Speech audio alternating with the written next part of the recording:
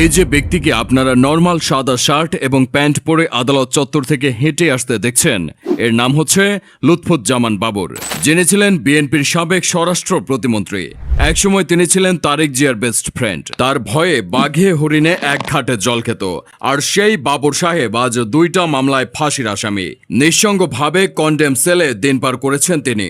রিমান্ডে বাবরকে টর্চার করে 21 আগস্টের গ্রেনেড হামলার মামলায় তারেকের নাম জড়াতে বলেছিলেন পুলিশ, কিন্তু তিনি একবারও তার নাম বলেননি।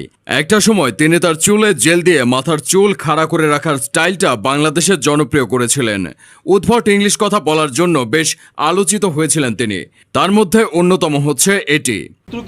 না, শত্রু আইডেন্টিফাইড না, we are open, we are looking for শত্রু। এই ভিডিওটি আপনারা ফেসবুকে অনেক দেখেছেন। এটা অনেক ভাইরাল হয়েছিল।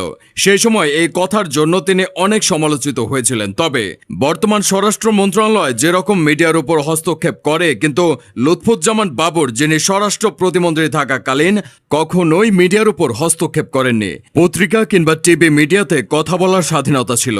2018 সালে তার যেদিন ফাঁসির রায় দিয়েছিলেন আদালত, সেই দিনই ছিল লুৎফুজ্জামান বাবরের জন্মদিন। কারাগারে থেকেও তিনি দিন দিন আরও জনপ্রিয় হয়ে উঠেছেন। আজকে আমরা জানব লুৎফুজ্জামান বাবরের জীবনী সম্পর্কে। লুৎফুজ্জামান বাবর জন্মগ্রহণ করেন 1958 সালের 10ই অক্টোবর নেত্রকোনা জেলার মদন উপজেলায়। তার শৈশব কাটে ঢাকার মগবাজার এলাকায়। তার পিতা এ.কে লুৎফুর রহমান, তিনি ছিলেন মূলত একজন সাবেক পুলিশ কর্মকর্তা। মা জোবাইদুর রহমান ছিলেন একজন গৃহিণী। 4 ভাই ও 3 বোনের মধ্যে লুৎফুজ্জামান বাবর ছিলেন তৃতীয়। যতদূর শোনা যাচ্ছে তিনি ছোটবেলা থেকেই একটু ক্যাডার টাইপের ছিলেন, যার ফলে তিনি নাকি ম্যাট্রিক পাশও করতে পারেননি। আবার অনেকে বলে তিনি নাকি ইন্টারমিডিয়েট পর্যন্ত পড়াশোনা করেছেন। সে সময় তিনি গঠন করেছিলেন নিজস্ব একটি ব্যান্ড গানের গ্রুপ। কথিত আছে যে লুৎফুজ্জামান বাবর 1980-র দশকে ঢাকা বিমানবন্দর কেন্দ্রিক ব্যবসা শুরু করেছিলেন। অভিযোগ রয়েছে তিনি 1980 সালে প্রেসিডেন্ট হোসেন মোহাম্মদ এরশাদ থাকাকালীন অবস্থায় ক্যাসিও ব্র্যান্ডের ঘড়ি পাচার করত। এরকম অভিযোগ শোনা গেলেও তার ঘনিষ্ঠদের দাবি তিনি কখনোই বিমানবন্দর কেন্দ্রিক ব্যবসায় জড়িত ছিলেন না। লুৎফুজ্জামান বাবর 1991 সালে 5ম জাতীয় সংসদ জাতীয় নির্বাচনে স্বতন্ত্র প্রার্থী হিসেবে আনারস প্রতীক নিয়ে নেত্রকোনা 4 আসন থেকে সংসদ সদস্য নির্বাচিত হয়েছিল। 1992 সালে তিনি বিয়ে করেন তাহমিনা জামান শ্রাবণীকে। এই দম্পতির বর্তমানে একটি পুত্র এবং একটি কন্যা সন্তান রয়েছে। এরপর 15ই ফেব্রুয়ারি 1996 সালের 6ষ্ঠ এবং 2021 সালের 8ম জাতীয় সংসদ নির্বাচনে বাংলাদেশের জাতীয়তাবাদী দলের প্রার্থী হিসেবে নেত্রকোনা 4 আসন থেকে সংসদ সদস্য নির্বাচিত হন। ধীরে ধীরে তার তারেক জিয়ার সাথে গভীর বন্ধুত্ব হতে শুরু করে, ফলে অল্প সময়ে বাংলাদেশের স্বরাষ্ট্র প্রতিমন্ত্রী হন। ধীরে ধীরে খালেদা জিয়ার ভরসার প্রতীক হয়ে ওঠেন তিনি। টেকনাফ থেকে তেঁতুলিয়া পর্যন্ত তার জনপ্রিয়তা ছিল তুঙ্গে। তার সময় অনেক কিছুই ভুলে যাওয়ার কথা না। চলনে পলনে তিনি ছিলেন আলাদা। বাংলাদেশ র্যাব বাহিনীর প্রতিষ্ঠাতা হিসেবেও তার নাম আছে। যাই হোক, দীর্ঘদিন পর আবারও আলোচনা এসেছে লুৎফুজ্জামান বাবর। লুৎফুজ্জামান বাবরের বিরুদ্ধে সবচেয়ে বড় অভিযোগ হচ্ছে ভারতের 7 সিস্টার নামে পরিচিত 7টি রাজ্যের বিদ্রোহী দল গঠন করে ভারতকে অস্থিতিশীল করার প্রচেষ্টা। এমনকি চীন ও পাকিস্তান মিলে ভারতের যতটা ক্ষতি করতে পারেনি, তিনি একাই তার চেয়ে বেশি ক্ষতি করার চেষ্টা করেছিলেন।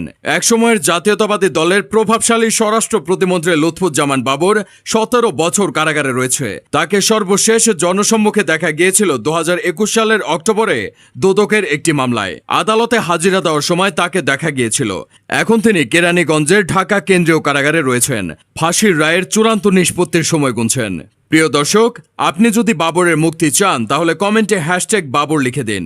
অন্তর্বর্তী সরকারের শপথের 2 দিন আগে ভারতের সংবাদ মাধ্যম এনডিটিভিতে দেওয়া সাক্ষাৎকারে নোবেল বিজয়ী ডক্টর মোহাম্মদ ইউনুস বলেন, ছাত্র আন্দোলনের কারণে বাংলাদেশের চলমান অস্থিতিশীল অবস্থা নিয়ন্ত্রণ করা না গেলে সেটার প্রভাব গিয়ে পড়বে মিয়ানমার, ভারত সহ ভারতের 7 সিস্টারে। তার এই বক্তব্যের পর হঠাৎই সামাজিক যোগাযোগ মাধ্যমে লুৎফুজ্জামান বাবরকে নিয়ে আলোচনা করতে শুরু করে।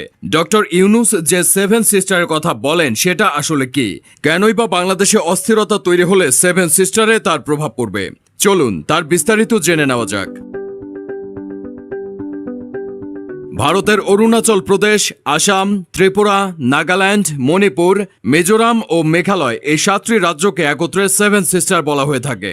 অনেকে মনে করেন লুৎফুজ্জামান বাবর ভারতের সরকারের কাছে একটা আতঙ্কের নাম। লুৎফুজ্জামান বাবর সেভেন সিস্টার্সকে বিদ্রোহী দল বানিয়ে ভারতকে অস্থিতিশীল করতে চেয়েছিলেন। 2004 সালে তিনি 10 ট্রাক ভর্তি অস্ত্র, গোলাবারুদ, রকেট লঞ্চার ইত্যাদি ভারতে পাঠাতে চেয়েছিল। তখন তারা নিজেদের দেশে গৃহযুদ্ধে অবতীর্ণ ছিল। অরুণাচল প্রদেশ, আসাম, ত্রিপুরা, নাগাল্যান্ড, মণিপুর, মিজোরাম ও মেঘালয়কে মূল ভারত থেকে আলাদা করতে চেয়েছিল তিনি। আর সেখানে আন্দোলনকারীদের 10 ট্রাক অস্ত্র সরবরাহ করতে চেয়েছিলেন এই বাবর, কিন্তু শেষ পর্যন্ত তা করতে পারেননি। সে সময় যদি এই অস্ত্রগুলো ভারতে প্রবেশ করত, তাহলে ভারতের পরিস্থিতি কেমন হতো তা ভাবতেই গা শিউরে ওঠে। তিনি ছিলেন এমন একজন ব্যক্তিত্ব যিনি ভারতকে হুমকি দিয়েছিলেন। তখন বাংলাদেশের কেউই এই সাহস দেখায়নি, এমনকি এখন পর্যন্ত বাংলাদেশের এমন সাহস কারোরই হয়নি। 10 ট্রাক অস্ত্র মামলাটি হয়তো অনেকেই ভুলে গেছেন, কিন্তু সেই সময়ে উদ্ধারকৃত অস্ত্রের আনুমানিক মূল্য ছিল প্রায় 27,000 কোটি টাকা। অনেকেই মনে করেন যে সময় তিনি স্বরাষ্ট্রমন্ত্রী ছিলেন এবং এই অস্ত্রগুলো যদি ভারতে ঢুকতো, তাহলে আজকে ভারতের সেভেন সিস্টার হয়তো অক্ষতই থাকতো না।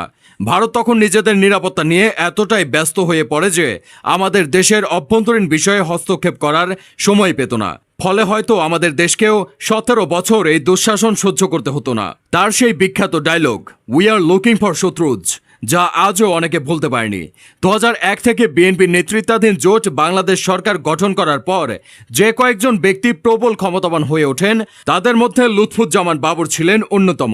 3 অক্টোবর 2010 সালে 10 ট্রাক অস্ত্র মামলায় অ্যারেস্ট করা হয় বাবরকে। এই মামলায় তাকে মৃত্যুদণ্ড দেওয়া হয়। খালেদা জিয়া সরকারের সময় প্রবল অস্বস্তি তৈরি হয়েছিল এই 10 ট্রাক সমপরিমাণ অস্ত্র উদ্ধারের বিষয়টি। 10 ট্রাক অস্ত্র উদ্ধারের আগে থেকে বিএনপি সরকারের সঙ্গে ভারত সরকারের সম্পর্ক খুব একটা ভালো যাচ্ছিল না। এর মূল কারণ ছিল নিরাপত্তার সমস্যা। ভারতের উত্তর পূর্ব অঞ্চলের 7টি রাজ্যে নিরাপত্তা নিয়ে বেশ চিন্তিত ছিল। ভারতের অভিযোগ ছিল দেশটির উত্তর পূর্বাঞ্চলে বিদ্রোহী গোষ্ঠীগুলোকে উস্কানি দিচ্ছে বিএনপি সরকার।